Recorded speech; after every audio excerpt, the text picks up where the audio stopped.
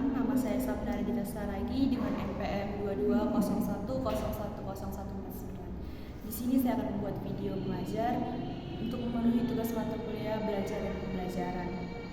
Adapun topiknya yaitu tentang IPA, yaitu jenis-jenis hewan dan perkembangbiakan. Adapun pendekatan yang saya pakai itu pendekatan kontekstual, strategi yang saya pakai strategi inquiry, metode yang saya pakai metode ceramah, dan teknik yang saya pakai itu teknik tanya jawab. Baik, di sini Ibu akan membawakan materi jenis-jenis hewan dan perkembangbiakannya. Selamat pagi anak-anak. Pagi, Bu. Bagaimana kabarnya hari ini? Sehat, Bu. Udah sarapan? Belum, Bu. Kenapa belum sarapan? Lemas lemak kami, Bu. Baik, hari ini Ibu akan menjelaskan tentang jenis-jenis hewan dan perkembangbiakannya. Nah, ovipar adalah hewan yang berkembang biak dengan cara bertelur. Contohnya itu ada yang tahu hewan apa? Kura-kura, Bu. Yang ini? Burung, Bu. Yang ini? Ikan. Yang ini? Ayam. Vivipar adalah hewan yang berkembang biak dengan cara melahirkan. Contohnya itu kucing, sapi, dan lumba-lumba.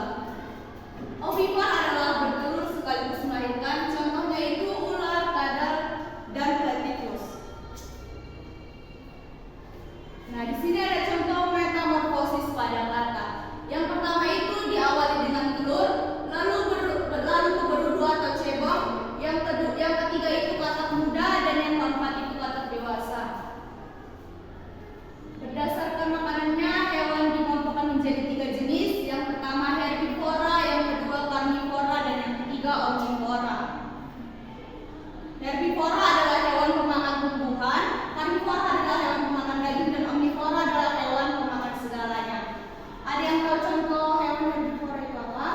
Serbu. Nah, Kambing, Bu. kalau karnivora, Harimau. kalau omnivora, Manusia, Bu. Ayam, Bu. nah kita lanjut. Bertelur atau ovipar. Hewan tersebut adalah ayam, itik, burung, dan lain-lain. Mempunyai cara berkembang biak melalui cara bertelur. Mereka akan menetaskan telurnya pada luar tubuhnya. Cirinya ada sebagai berikut. Yang pertama, tidak berdaun telinga. Yang kedua, mengerami telurnya. Fungsi dari mengerami adalah menjaga suhu dalam telur agar lebih hangat.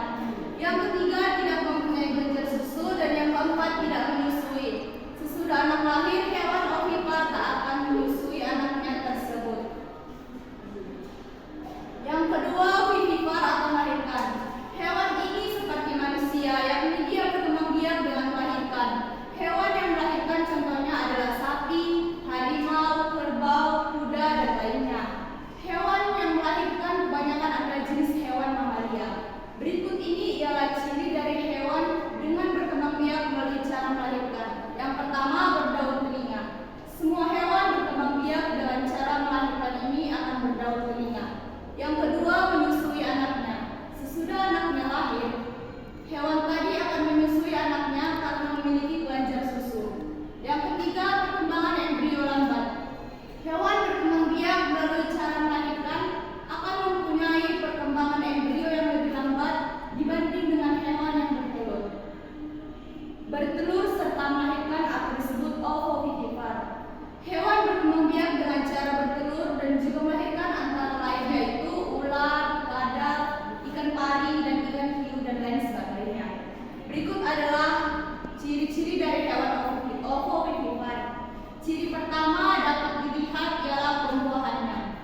Pembuahan dari hewan ovovivipar di dalam tubuh induknya. Yang kedua, hasil dari pembuahan yang muncul pertama kali ialah telur. Telur itu tersimpan dalam tubuh induk betina.